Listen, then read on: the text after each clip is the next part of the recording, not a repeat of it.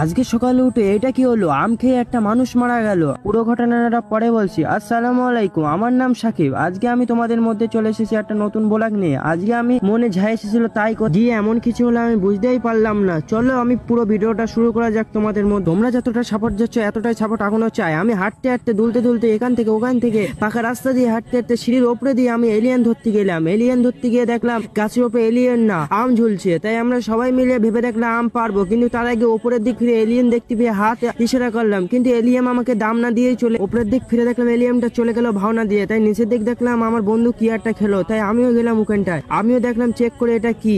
তাই আমি হাতে তুলতে লাগলাম, তাও হাতে উঠতে যাচ্ছিল না। তাও খেয়ে দেখলাম এটা আম দিয়েই বানানো, খুব টেস্টি। তাই আমরা কিছু তাড়াতাড়ি না ভেবে আমরা খেয়ে গেলাম আম পাড়তে। খুব করে আমটা চুপ করে পেরে নিলাম, তোলাই কেউ সাউন্ড হলো না। কিন্তু তারপরে আমরা তাড়াতাড়ি ফাটাত গিয়ে দেখলাম MP40 আছে পাশে। তাই বেশি দেরি হয়ে যাচ্ছে, তাই আমটা তাড়াতাড়ি নিয়ে খেয়ে গেলাম। তারপরে আমার ব্লগটা শেষ করলাম। Hi guys, by.